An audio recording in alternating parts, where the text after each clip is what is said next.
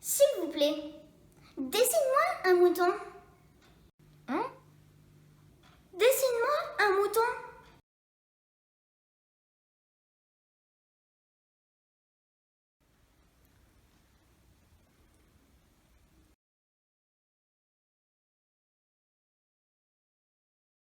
Mais qu'est-ce que tu fais là?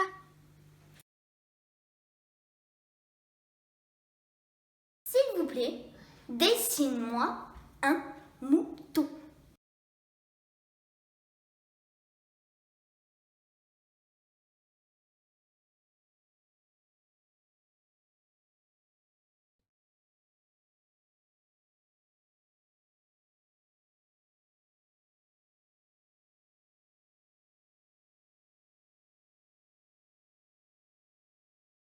Qu'est-ce que c'est que cette chose-là? Ce n'est pas une chose, ça vole. C'est un avion. C'est mon avion.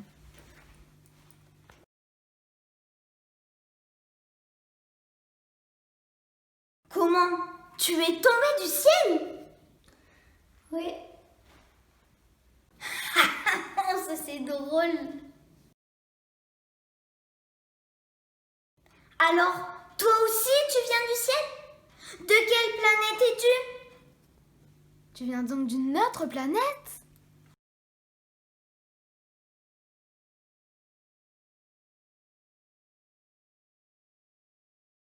C'est vrai que là-dessus, tu ne peux pas venir de bien loin.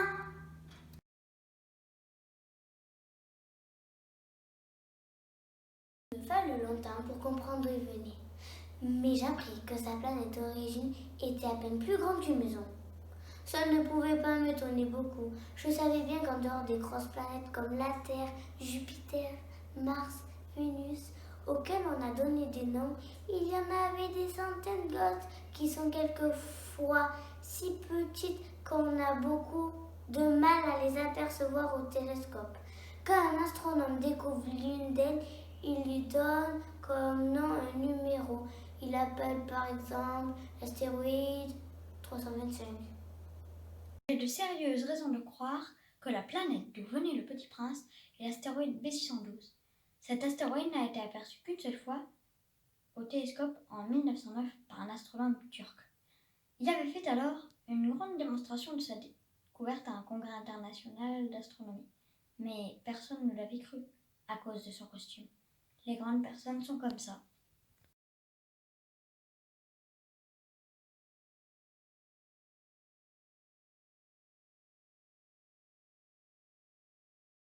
Un mouton, il mange les arbustes, il mange aussi les fleurs. Un mouton mange tout ce qu'il rencontre. Même les fleurs qui ont des épines. Oui, même les fleurs qui ont des épines. Alors les épines, à quoi servent-elles?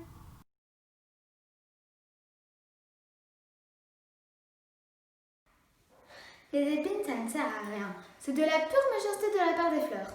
Oh.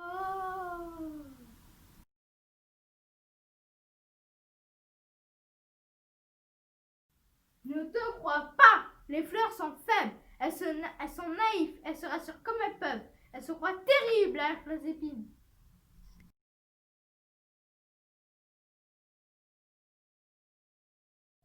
Et toi, tu crois que... Mais non, je ne crois rien. Je m'occupe, moi, de choses sérieuses. De choses sérieuses?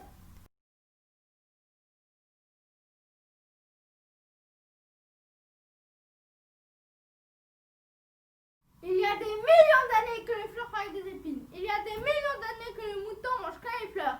Et ce n'est pas sérieux à chercher à comprendre pourquoi elles se donnent tant de mal pour fabriquer des épines qui ne servent jamais à rien. Ce n'est pas important la guerre des moutons et des fleurs.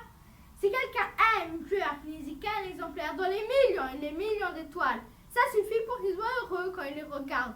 Il se dit, ma fleur est là quelque part. Mais si le mouton mange la fleur, c'est pour lui comme brusquement toutes les étoiles s'éteignaient. Et ce n'est pas important ça?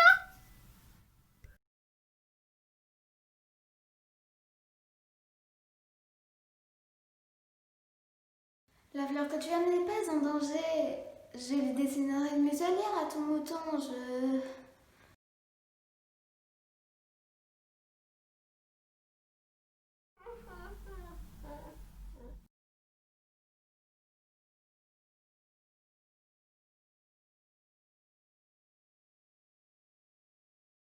J'appris bien vite à mieux connaître cette fleur.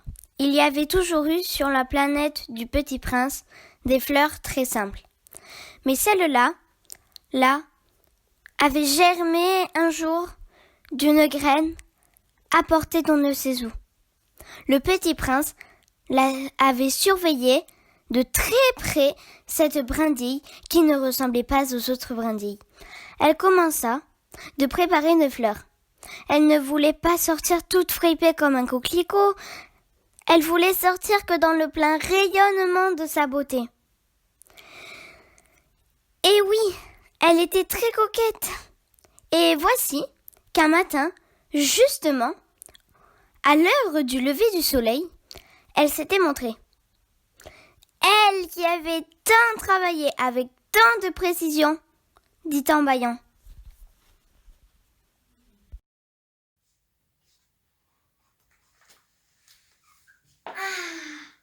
Je me réveille à peine. Pardonnez-moi, je suis encore toute décoiffée. Le Petit Prince, alors, ne put contenir son admiration. Que vous êtes belle. N'est-ce pas? Et je suis née en même temps que le soleil. Le Petit Prince devina bien qu'elle n'était pas trop modeste. Mais elle était si émouvante. Bien vite, elle tourmenta le Petit Prince par sa vanité. Un jour, par exemple, parlant de ses 4 épines, elle avait dit au Petit Prince: Ils peuvent venir les tigres avec leurs griffes.